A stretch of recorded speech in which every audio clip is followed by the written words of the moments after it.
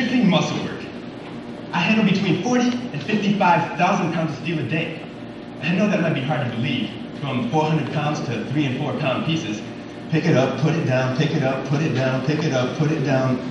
I don't get excited about my job. I do my work, but I don't say whoopee-doo.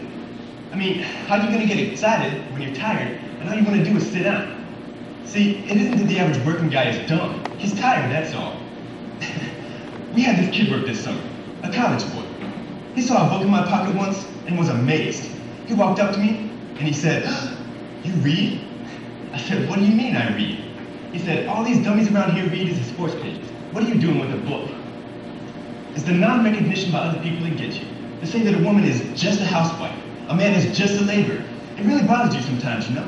When you're pulling that steel, turns out maybe someday it's gonna be a car. And some guy you're never gonna know is gonna get into it and never think about you. I think about that guy sometimes. There he is, living in the suburbs, driving that air-conditioned car into his air-conditioned office, just sitting back and enjoying the ride.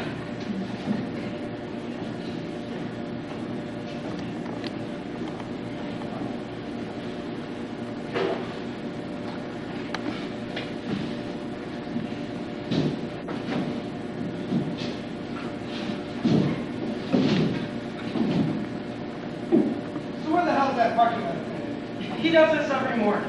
He just couldn't take that long to park the car. I mean, I think he likes to ride around and listen to the radio or something. And when he does finally take your car, you don't know what the hell he's going to do to it before he gives it back. I've been parking cars for 32 years. In my younger days, I was the best. I had to park any car like a baby, like a mom, changing her baby's diapers. I still get customers that come up to me and say, "Wow, you sure can drive. How long have you been doing it?" I say I started when I was 16, and I'm still doing it. All my day is cars. All my waking hours is cars. I drive a car to work, and when I get here, it's customers' cars. And I drive a car home from work at night. And when I get here, my wife drives. I'm known for peaking to Hong Kong, from the west coast to Pecos. Hiking cats is my game. In an automobile, I used to be hell on wheels, and that's what earned me my name. Ask anybody to tell you about loving that. You can ask anybody, and anyone will tell you there was a time when no one could beat me what I do. I mounted the ticket slide under the wheel and brought the back and under control. Using one hand to spin her around without looking back. Straight the hole. People ask me how I do it, and I say there ain't nothing to it. 'Cause I'm loving it with one swing at me. Loving it is a whistle, so don't be surprised at what you do. One swing in, one swing out. Look out. Here he goes. You park cars, you work for a tip, so you tell him play. Working it, he's the best thing. You work all day, not giving you any cents. Then there's these guys that drive these big Cadillacs. You know what they give you? 1.9. And then we have our regulars. We give them the lowest going day service. Those who come in, we still have to give them service. But it ain't one day. Now why can't I be a rich man with big bucks in my jeans? I'd buy me a brand new cat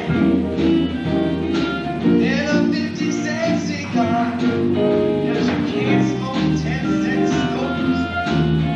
You ride in a rich man's car. I see it out with the tuxedos on and when I get it, I can smell the cologne. Used to be up a little while, sitting for Jack. Wasted longer than I should. That's 'cause it feels so good, 'cause I'm one swing, that's me.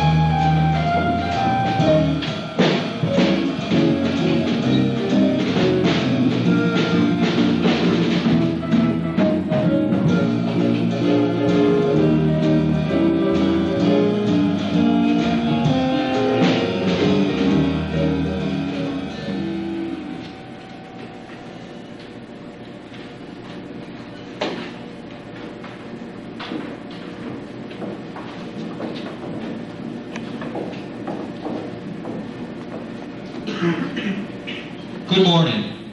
At the tone, the time will be 9 o'clock exactly. Beep!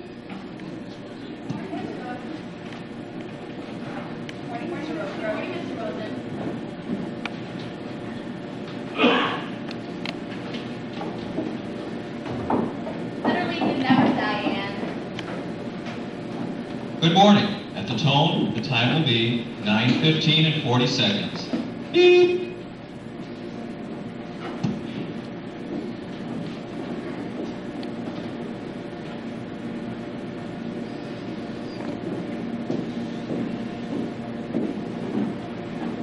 Good morning, Miss Watson. This is arrived for you by special messenger. It's marked very important.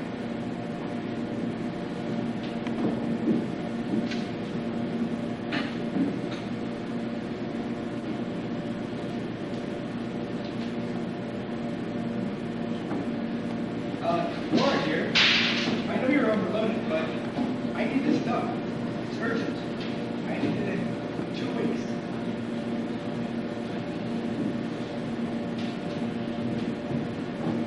I can do it in 2 hours. So I put it on the back burner and produced it on time. When I first came here, I came early and stayed late. I worked across 2 walls, feeling them really bright, and then asked for more. They didn't like that. I was out of line. I was wrecking the curve. Everyone else was wasting their time, playing hard at lunch for 3 hours. Sunbathing on the roof. I realized, okay, the road you're on is doing a good job. The amazing, absurd thing is, once I realized that, people began to recognize the kind of authority in me. I have my own office. I have my own secretary. If I want a bookcase, I get a bookcase. If I want to go shopping, I go shopping. It's the first comfortable job I've ever had, and it's absolutely despicable. We had this one boss. He would walk around, and he wouldn't want to see you idle at all. Anytime they see women idle, that really irks them. Miss Wilson, would you please come into my office? Yes, Mr. Roberts? I need this typed up by noon. But I'm no longer a clerk typist. You yourself said to get it out of my mind. Are you trying to confuse me? Anyways, this is script. I can't read script. I'll read it for you then. Okay, you read it, and I'll write it out. Gentlemen, this report will elucidate. There's Tango all over the script. He doesn't know what he's reading, I can tell. He just Furthermore- wants to see me busy. I can only do one sheet at a time. I'll go type this up. So what I did was, I would type a paragraph and wait 5 or 10 minutes. I tried to make all the mistakes I could. You know, it's amazing. When you want to make mistakes, you really can't. One of the girls came over and said, "Hey Diane, you're going off the line." "Oh, be quiet. I know what I'm doing. Just go away." I fixed it up real pretty. I mean, after all, he told me himself I was no longer a clerk typist. Here's the first sheet, Mr. Roberts. I'm sorry I didn't have time to proofread it. It made me nervous to have it typed up by a certain time. I had deliberately misspelled some words. He got the dictionary out, and he looked them up for me. Miss Wilson, the number 8 does not appear in the word elucidate. I took it back, crossed out the words, and squeezed the new ones in there.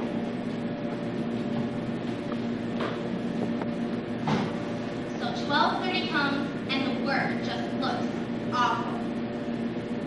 I decided to write him a note. "Dear Mr. Roberts, you've been so much help. You proofread, and you look up words for your secretary. It must be marvelous to work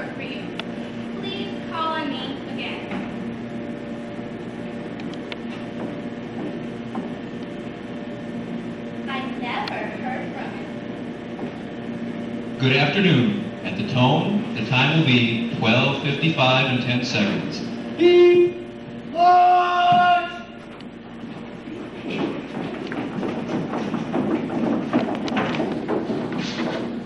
It's not just a silver line worker whose job's too small for his spirit, you know?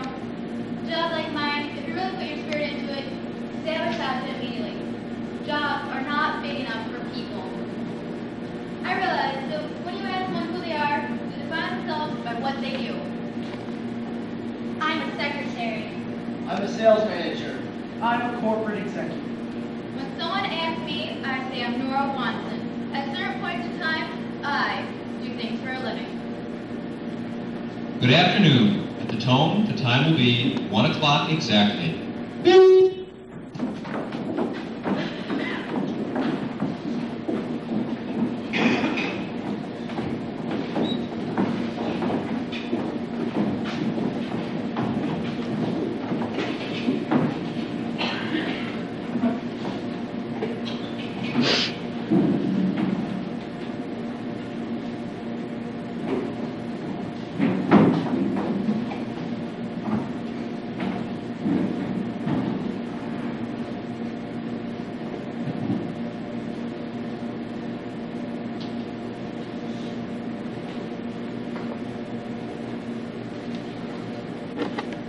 I'm the president and chief executive of this corporation. I have a lavish office, 2 secretaries, a private dining room with a private chef. I couldn't be more secure, right? Well, I don't know of any situation in the corporate world where an executive assures of his position from moment to moment.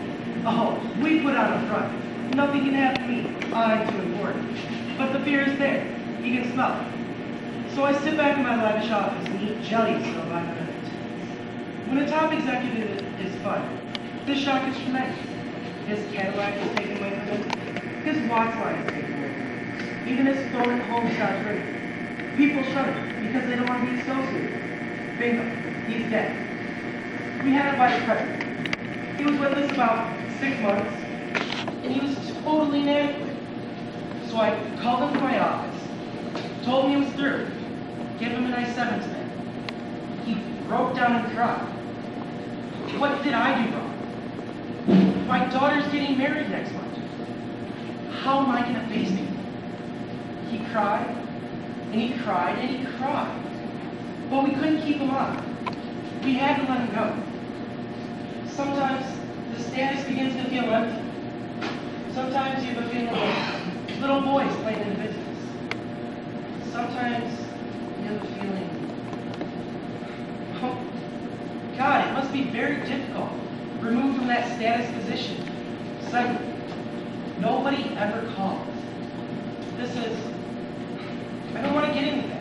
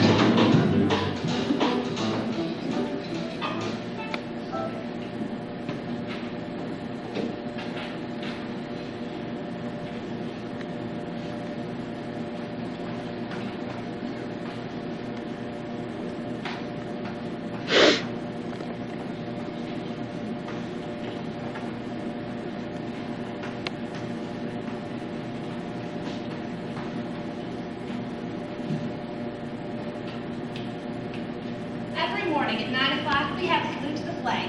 We sing My Country 'Tis of Thee, and then we sing a parody I found of it. To serve my country is to banish selfishness and bring world peace. Love every girl and boy, new friendships I'll enjoy. The golden rule employ till war shall cease. And then we sing the Star Spangled Banner. It's a dignified exercise. My name is Rose Hoffman, and I teach the 3rd grade. At 9:15, we start with arithmetic. I have tables fun on the board. You don't say tables, you say tables fun. Multiplication. Then we have a penmanship lesson. There it is, my beautiful handwriting. I have a Palmer method diploma. I tell my children, Mrs. Hoffman's here, everybody works. Working is a blessing. But I don't give them assignments over their heads. I don't tell them the reason for things. I give them the rope method. It is very boring and very monotonous. But habit is a great thing for these children. They adore it. Habit. They love habit.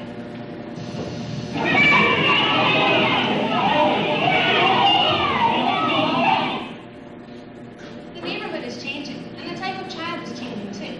I have 32 in my class, and about 23 are Mexicans. Maybe 2 Appalachians. Oh yes, I have seen great changes since I began teaching in 1937. January 6, 1937. My students then were Polish primarily. I loved the Polish people. They worked hard. We had 2 colored families, but they were sweet.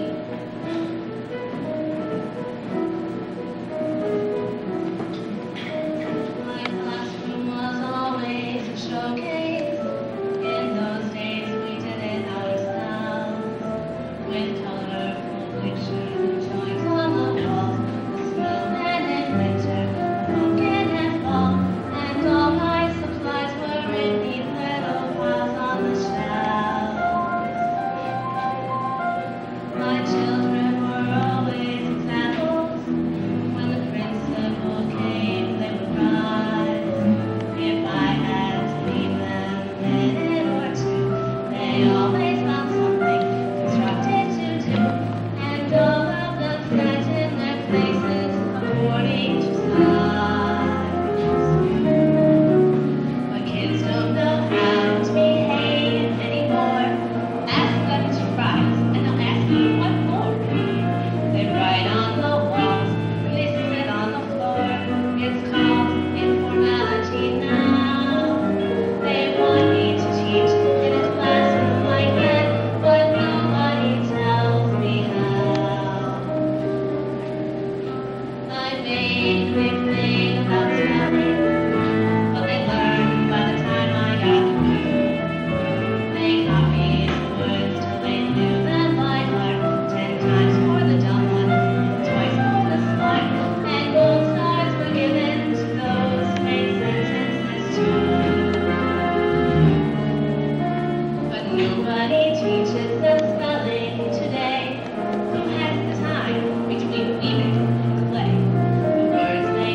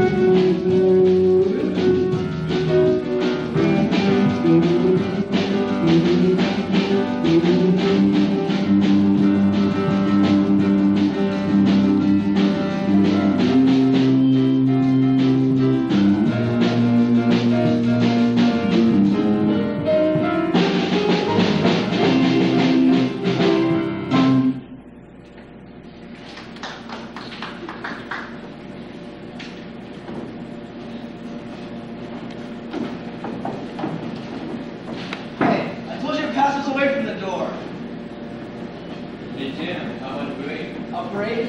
I give you a break the day we're hired. You do? What's your name? Right. I'm Dave. There's a few of you checkers. You're not.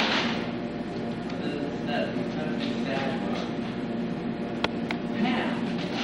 She was saying how she wants to go to school to get a teacher credit, but she can't because of the hours. Yet she isn't bitter. If she was to die a checker and never visualize, that's okay for those for hours. I'm a checker and I'm very proud of it. I'm not ashamed that I'm wearing uniform and nurse's shoes and I got varicose veins. I look forward to coming to work. Something terrible.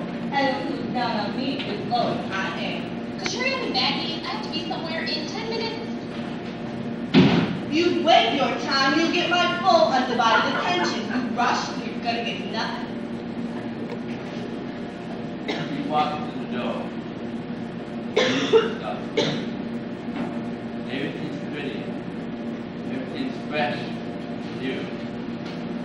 But you're unaware that the back smell. No people yelling at each other. They play music over those loudspeakers in class. They play Guantanamera, Cuban Revolution song. People don't care about the music. They shout. They hit the kids. And they complain about the people who stand in the front giving out anti-rape petitions. People come up to the counter and say, I just bought grapes for the first time because of those idiots outside. and I have to take the grapes and put them in the bag. And thank them for coming. Thank them for coming. And I take the grapes out of the car. Listen, don't buy me grapes. Please, man, don't buy me grapes. According to my mom, I was born in a cotton sack out in the fields, because she didn't have enough money to go to the hospital. We used to migrate from California back and forth. The things I saw, they shaped my life. I was about 8 when I started picking crops. I couldn't do much, but every little bit counted. But I would get behind in my chores. And every time I did, my parents would throw a carrot at me. But I would daydream. I'd picture my mom living in the same place all the time, being admired by all the people in the community. All of a sudden, I'd be rudely awakened by a carrot. I remember we just got into California and picked the carrot harvest. It was very cold. And we just had a little blanket for the 4 of us in the tent. So I went and I stole a brand new one from one of the growers. When we got out of that blanket, it was nice. Somebody saw me. The next morning, the grower told my mom he'd turn us in unless we gave it back to him and sterilized. So me and my mom went down to the river, we scrubbed it, and she ironed it. She gave it back to him. Oh my God, did we get a spanking for that one. When my dad died, my mom would go into her tent, and we'd go into ours. We'd roughhouse and everything, and then we'd go into the tent when my mom was sleeping. I'd see her crying, and I asked her what was wrong. She never gave me an answer. All she would say was the next day would be better. That day never came for me. If people could see, I saw the fields in the winter. In the summer, picking watermelons at 105 degrees. If people could see how those fine salads got to the table. The cucumbers, the carrots, the lettuce, the tomatoes. If I had enough money, I'd take a busload of those people out to the fields, into the labor camps, and show them how those fine salads got to their table.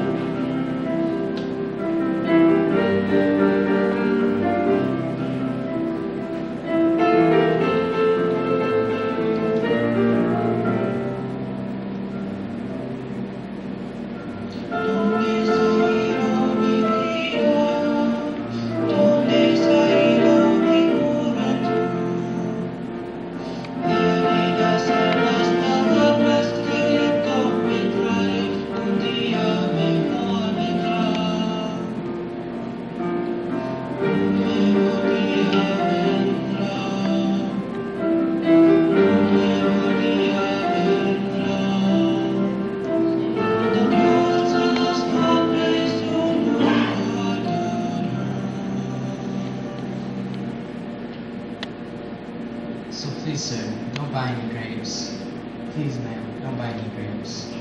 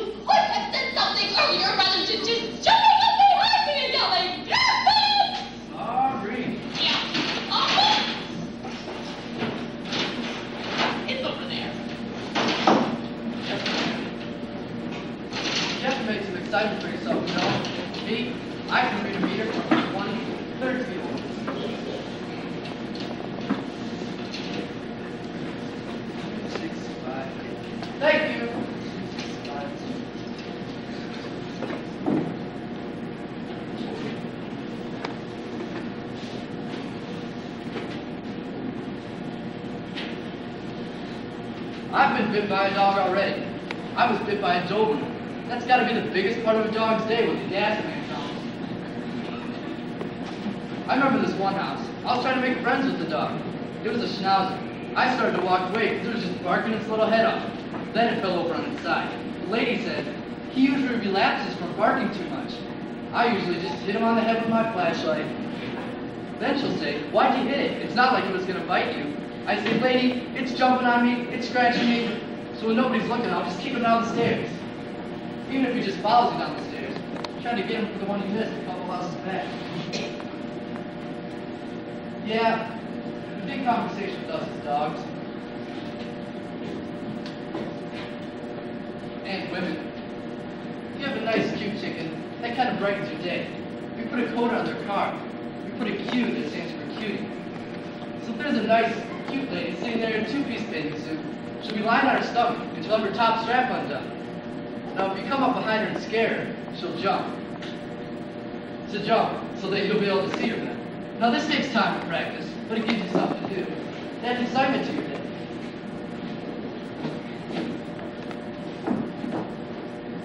Yes, man!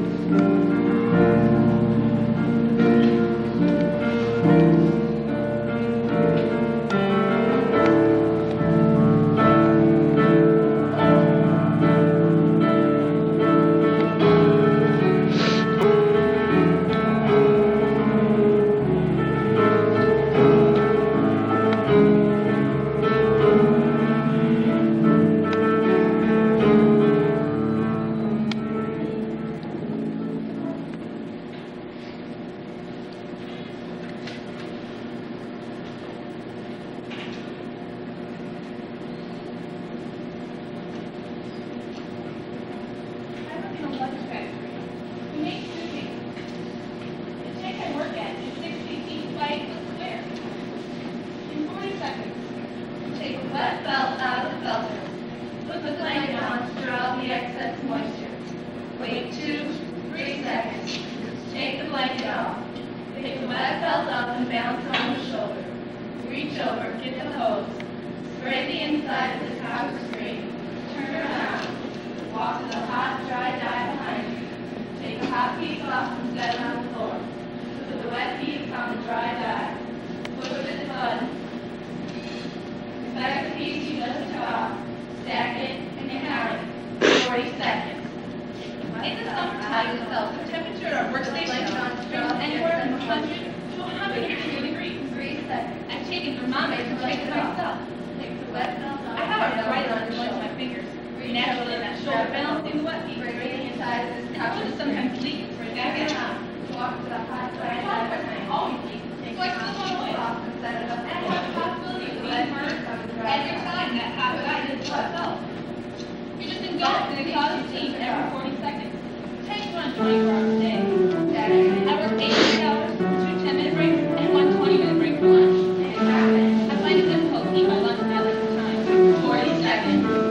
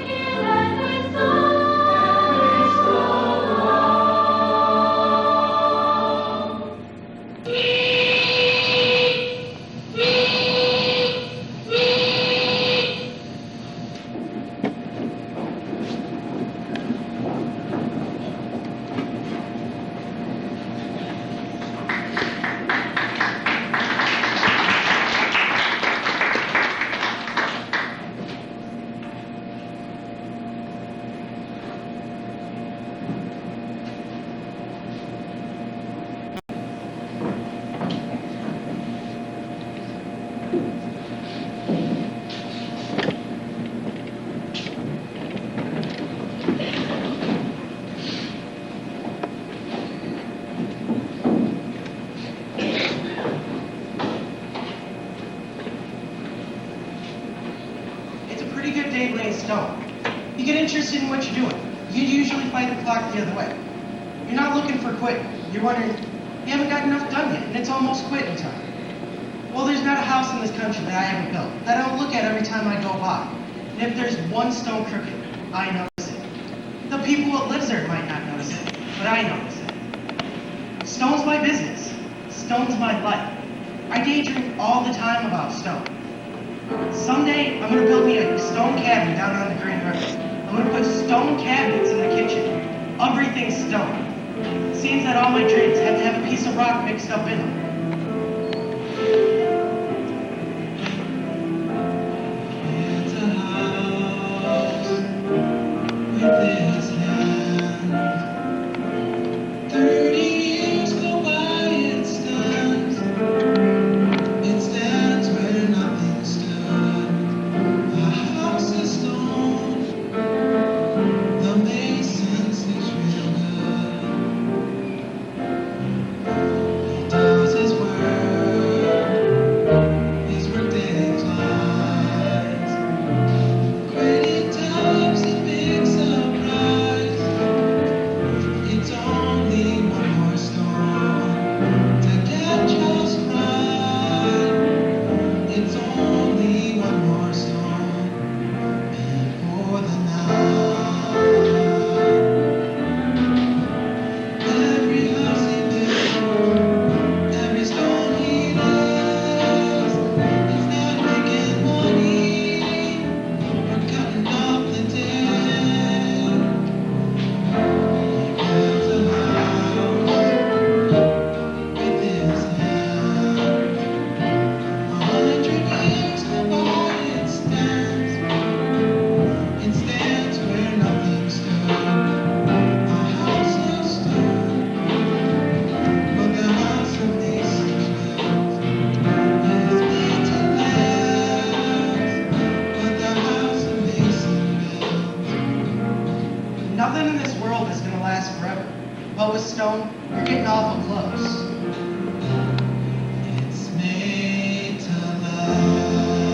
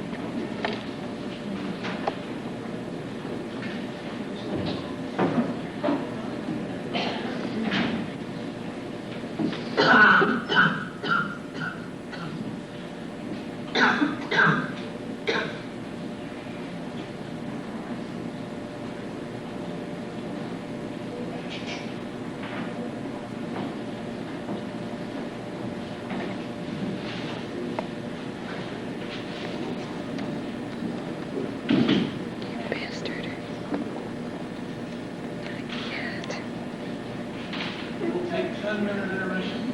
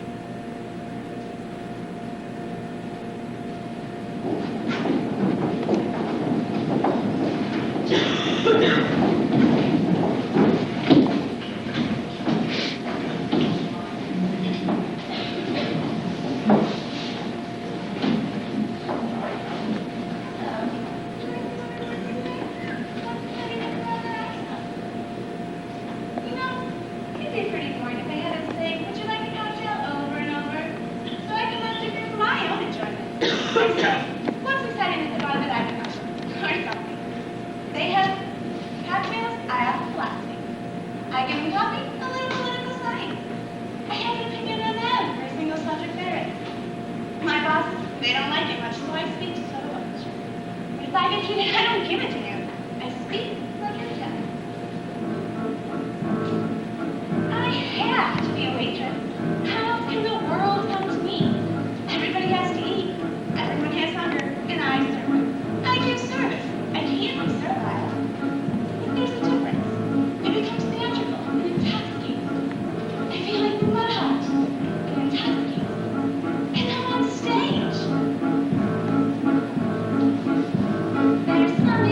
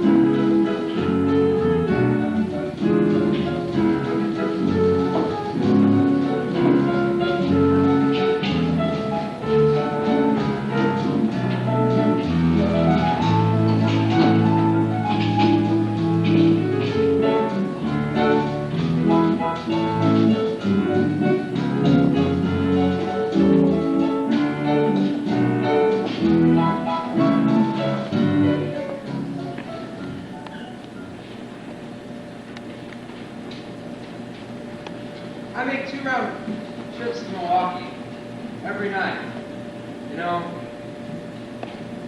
And we truckers, we fantasize something awful because there's no women folk on the road. Just a few waitresses, a couple of little girls might kid around with you. So you sit there in the truck, your only companionship is your own thoughts. It's pretty lonely when you don't talk to anyone for 48 hours. About halfway back from Milwaukee, you gotta call your dispatcher. I tell you, you're even glad to talk to him. Hello, check? This is. Hello? Hello? Doobie Squad Phone Company? Operator 448, may I help you? Yeah, I just got cut off. I'm sorry you're having trouble. May I have the number you were calling? Yeah, 219-765-5910.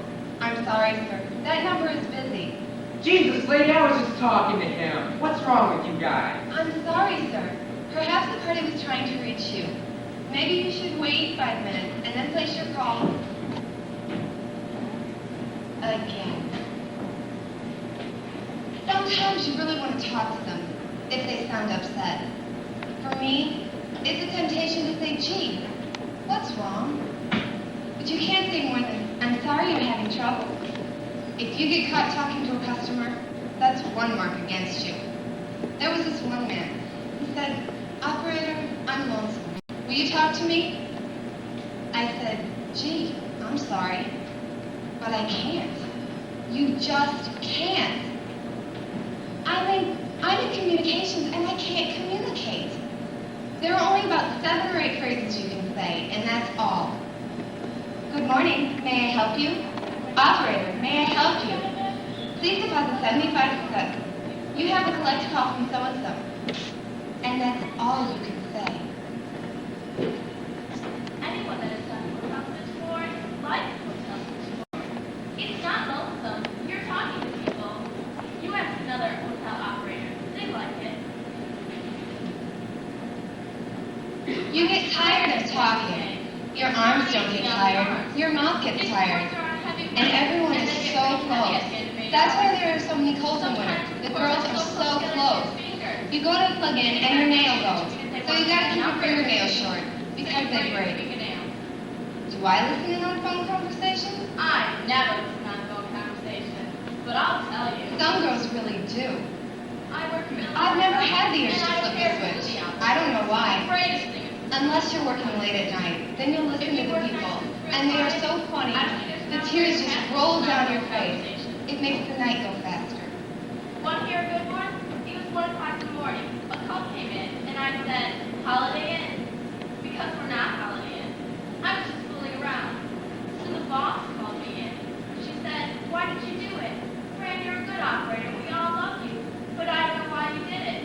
I said, I wanted to have a little fun. I always thought of a receptionist as a dumb broad, sitting behind the desk taking photos. Now, so of course I've changed my opinion. She had to be special, right? Because I thought I was special. I was fine until I was at this office party. I'd be having a fairly intelligent conversation with someone when they'd ask, what do you do? When I'd say, I'm a receptionist, they'd make some lame excuse and walk away. Now I make up other names for what I do. Communications control, servo mechanism. There isn't a 10-minute break in the day when the phone isn't ringing. You can't think, you can't read. I do drawing, poetry, sort of things of nature, never people. I pretend that I'm alone, and then it's quiet. I call it land of no phone. I never answer the phone when I'm alone. Operator, may I help you? Good morning, may I help you? May I please have the number you were calling? May I help you? I'm sorry you're having trouble, Sorry, he's sir. not available at the moment. May I take a message? Please deposit 75 cents for the first 2 minutes. It's just late. May I help you? I'm sorry, he won't be available at the moment. We think of it. Can I help you? Hold on. Just next minute, see what happens.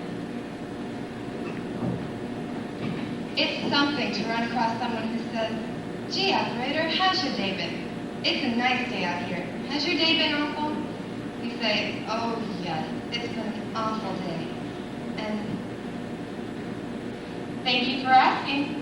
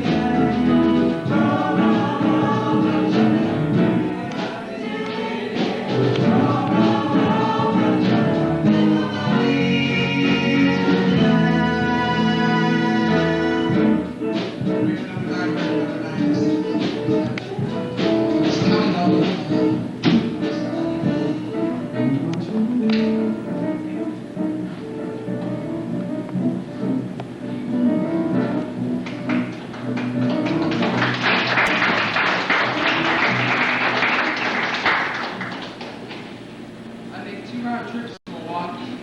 Passes in 4 blocks of my house, and I never go home. As I pass by, I can see the lighted windows of houses. I can see the men, their families, their wives, their children. We truckers, we compare ourselves to sailors. We sail the highway.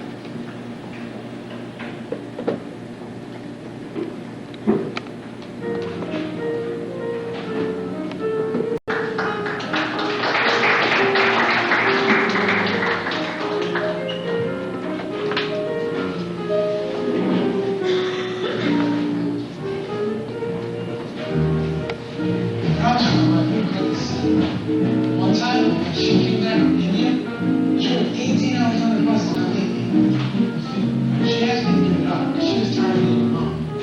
I asked her just to give it 1 more year. She was tired of being alone. This run lasted 2 years. I gave my unit the seat and came back and gave her my village. Me and my wife, we love each other. Matter of fact, we like each other. Everything we do together.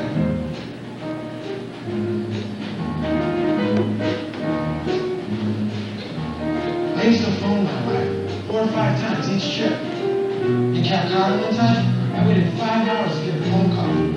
The feeling you get, just actually hearing her voice, it made me choke up. One time, my wife was on the line, crying. I said, "Woman, I'm spending too much money on this phone call. Stop crying." She was just so happy. My dream is to go to school, live aboard it, and charter. That's what me and my wife are both planning for. No matter what age I am, I haven't given it up. I'll live out of both my loves, my wife and the sea.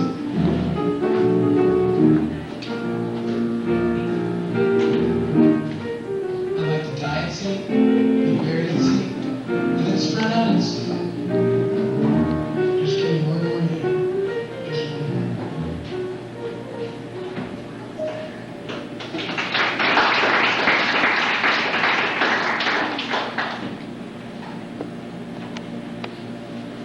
I have a year and a half to go. Now I have my pension time. I've got 27 years left. 12 years. I'll be eligible for retirement in about 15 years. 17 years.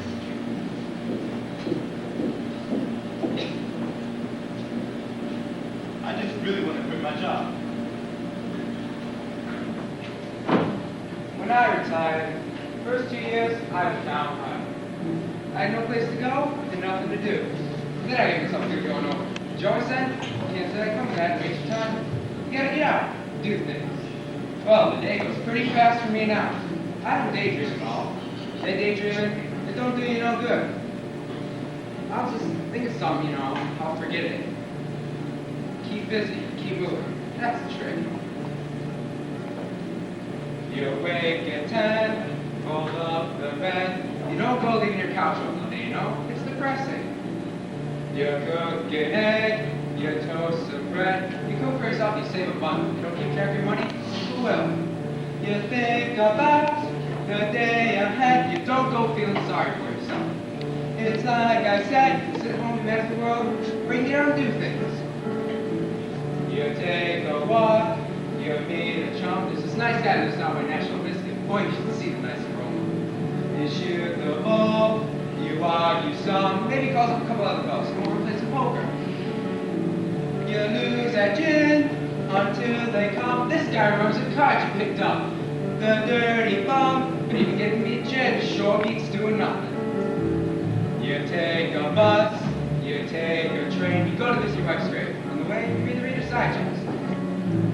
Because you're good to use your brain. Maybe you go to see your cousin, you bring a 6-pack. You take a stroll down memory lane. When we were young, we was always together. And raising cane, we go back a long ways to me. Oh, the times we had.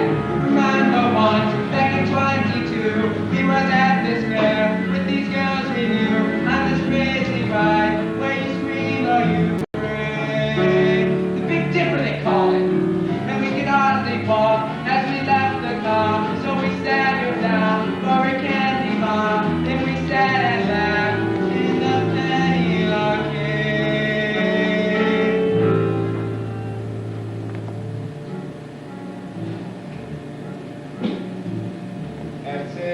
block, you watch the news. Then politicians get you so mad he throws your slippers in the sack. You cook some pranks, no big to-dos. Most nights you lie around, clean up a little, maybe call your daughter. You watch a game, you take a snooze, but then there's Sunday. Sunday's different. You change your shirt and shine your shoes, cause you're going around the block to the tavern. You shoot some pool, you drink some beer. You don't need to drink a lot there, but time they make your morning easy. You find a pal, you bend his ear. You meet a lot of real fathers sometimes. You sing the kind of song you never hear, like Pretty Baby or Tea for Two.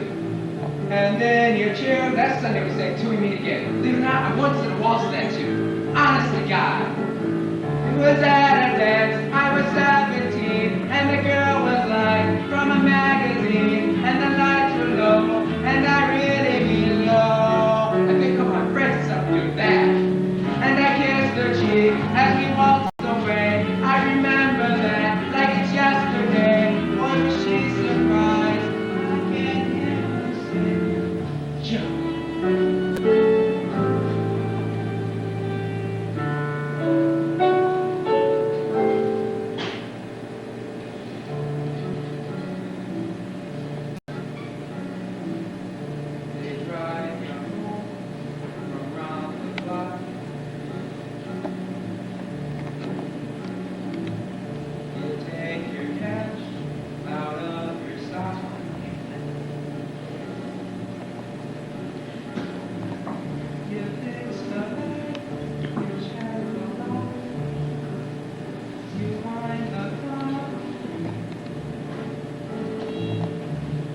When I retired, a lot of people told me, Joe, you got job. You shouldn't have done it.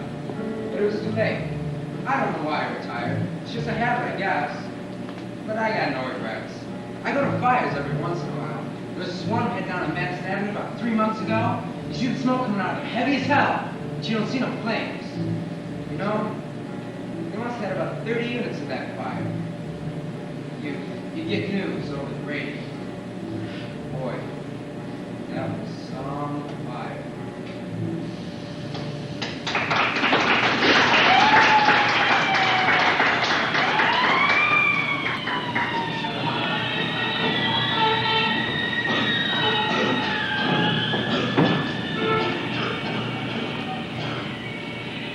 Go in there and it's dark. It all happens really fast. I can feel the heat to my left, and I turn around and the whole room is orange. The lieutenant and the other guys got a ladder up and saved 2 people. There was a guy in the basement. He had bolts on the door. Know what the lieutenant said? We lost the guy. We lost the guy. You saved 2 people. How are we supposed to know that the guy was sitting around the pool table? But we lost the guy.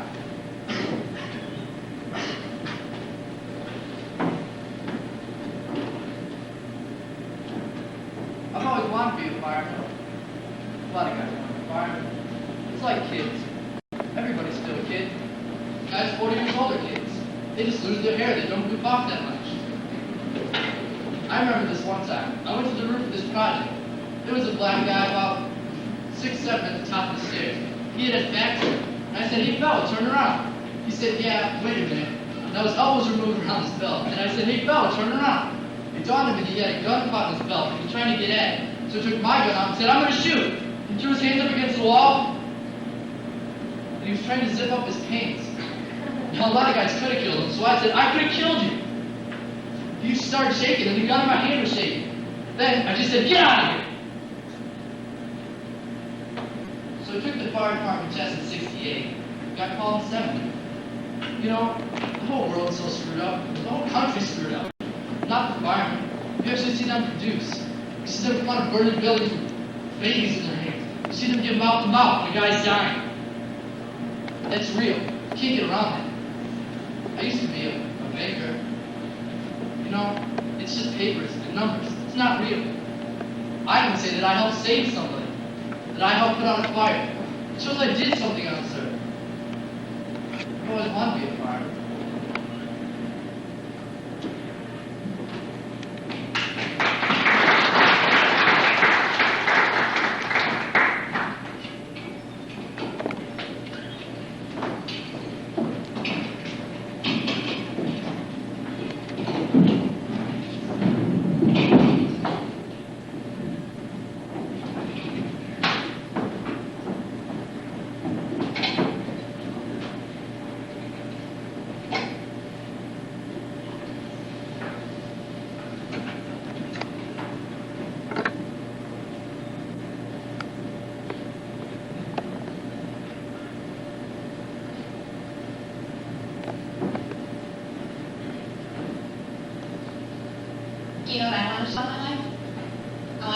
piano. That's what I really wanted to do. And I write songs about my life in the South, my mama, my grandmother. But I got my own beautiful daughter now, and I have plans for her. So every morning I get up early and I go scrub somebody else's house. And at night I come here and I scrub it again. But my daughter, she's going to do no domestic work. I am to the end of that particular line.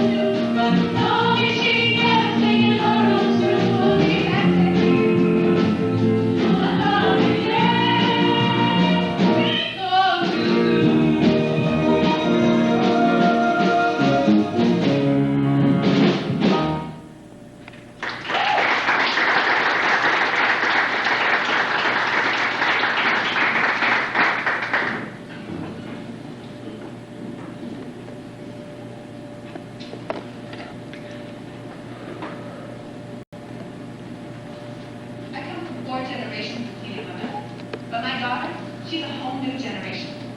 That's what we got coming up here, a whole new generation.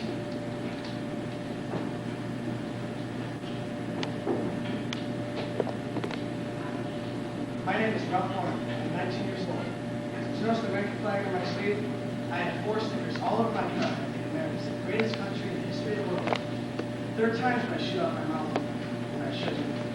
I don't want to create a hard feeling about myself, especially in school. I was classified right away as a graduate. Management didn't come right out and say it, but I couldn't help it. Reveal something's going on about it.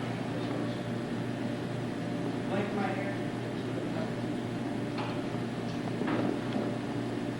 My whole dream girl will have long red hair. She'll be natural. She'll have a great personality. There's a woman growing old, growing up better. She'll have a lot more looks. She'll be a good mother.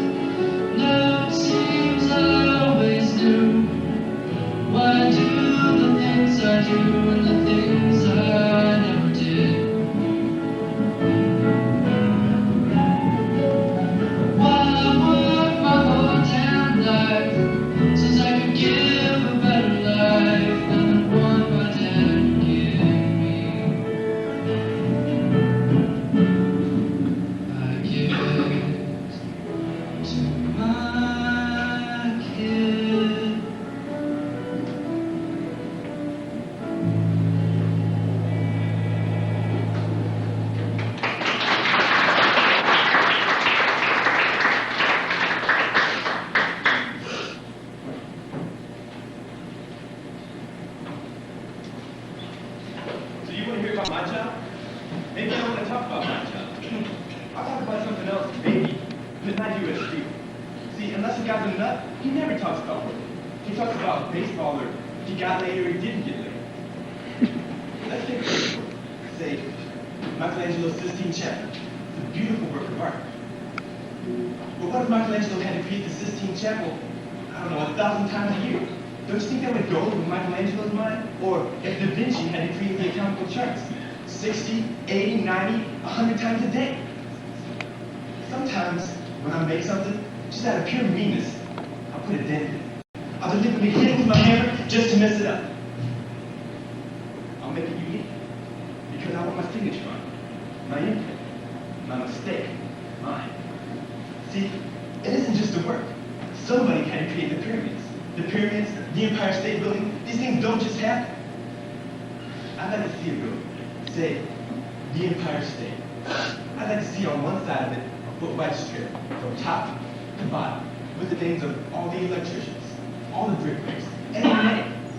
So that way when a guy walks by with his kid, he can say, see, that's me up there on the 45th floor. I put those steel beams in. A painter can point to a painting. A writer can point to a book. But what can I do? Everyone should have something to point to.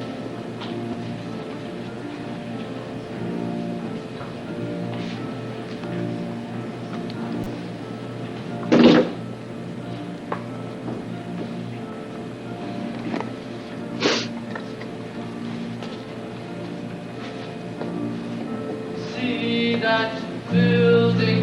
I was the one who did the design. I was the one who drafted the plan. Every detail and every line. See that building? I ran the crane that lifted the beams. I was the guy that put them above. The friends of mine. See that